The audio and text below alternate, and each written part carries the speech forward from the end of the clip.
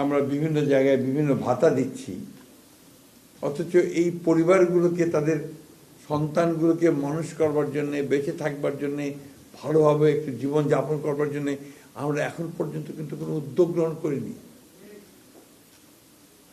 আমি আজকে আপনাদের সামনে বলছি যে আমি ফিরে গিয়েই আমি মাননীয় প্রধানমন্ত্রীর কাছে একটা চিঠি লিখব যে আমাদের এই পরিবারগুলোকে সরকারের তরফ থেকে ভাতা দেওয়াটা অত্যন্ত জরুরি, তাদের ভবিষ্যতে এটা তাদের প্রাপ্য।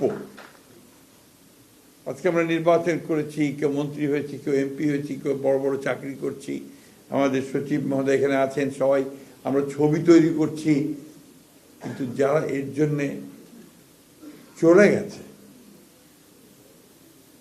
তারা কিন্তু তাদের সন্তানরা একটা অনিশ্চিত ভবিষ্যতের মধ্যে পড়ে আছে। অন্তত এইটুকু বোধহয় আমরা করতে পারি যে তাদের ভবিষ্যৎটাকে একটু সুন্দর করার চেষ্টা করতে পারি, তাহলেই আমাদের সরকারে আসাটা সার্থক হবে, তা না হলে হবে না বলে মনে করি। Vision QLED Google TV, where colors come alive. আমি বক্তব্য দীর্ঘ করবো না। আমি এই সারাটা সংগ্রামে যে হিরো সঞ্জিদা তুলি, যে আমাকে অনুপ্রেরণা জুগিয়েছে, তাকে আমি সবসময় স্মরণ করি, মনে করি, এবং তাকে সত্যিকার অর্থে আমি তাকে হিরো মনে করি। ওই সময়টা আমি জানি এককভাবে কিভাবে লড়াইটা লড়েছে, কিভাবে এককভাবে জেনেভা চলে গেছে, হিউম্যান রাইটস কমিশনে কথা বলেছে। এই মেয়েটা তখন কেউ কথাও শুনতে চাইতো না, ভয় পেত। রিয়ালিটি। যাই হোক, আমি ভারাক্রান্ত করতে চাই না। একটা ছবি নির্মাণ করার উদ্যোগ নেওয়া হয়েছে, অত্যন্ত আনন্দের কথা, ভালো কথা। যেটা চাইবো যেন সঠিক জিনিসটা আসে, যেটা চাইবো যেন সত্যিকার অর্থে এটা আমাদের সমগ্র জাতিকে, আমাদের সেই ইতিহাসটা যেটার জন্য আজকে আমরা মুক্ত হয়েছি, কথা বলতে পারছি, গণতান্ত্রিক একটা পরিস্থিতি পেয়েছি, সেটা যেন সেখানে প্রতিফলিত হয়।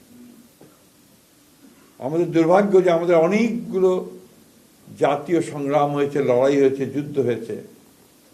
তো আমার কাছে মনে হয়েছে যে 52 ভাষা আন্দোলন ছাড়া আর কখনো খুব বেশি উচ্চমানের সাহিত্য বা কবিতা খুব একটা আসেনি। আমার কাছে মনে হয়েছে, ফরিদ ভাই কি মনে করবেন, আমার সেভাবে আসেনি।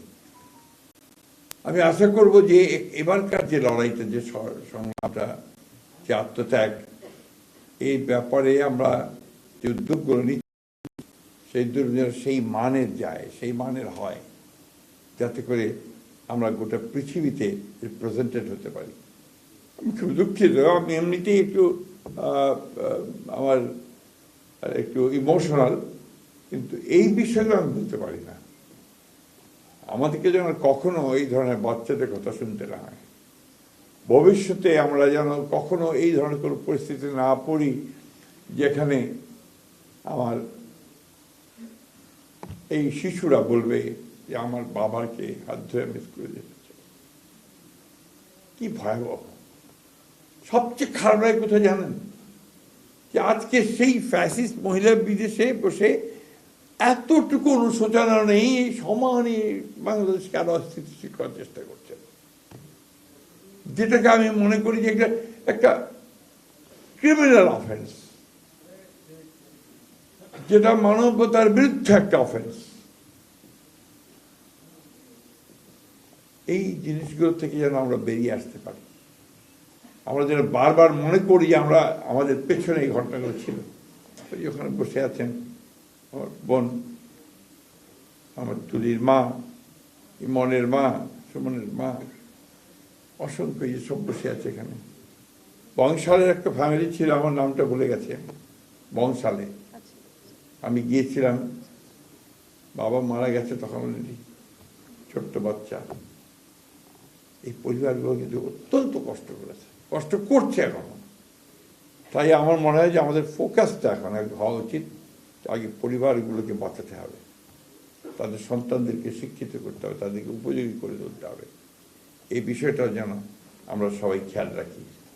আমি অনুরোধ করব যে তুলি বিষয়টা নিয়েও কথা বলবে, আমরা বলছি, আমি বললাম যে আমি আজকে গিয়ে চিঠি লিখব এবং আশা করি আমাদের মাননীয় প্রধানমন্ত্রী, যিনি আমাদের এই আন্দোলন সংগ্রামের আরেকজন প্রতীক, তিনি এই বিষয়টাকে গুরুত্ব সহকারে দেখবেন।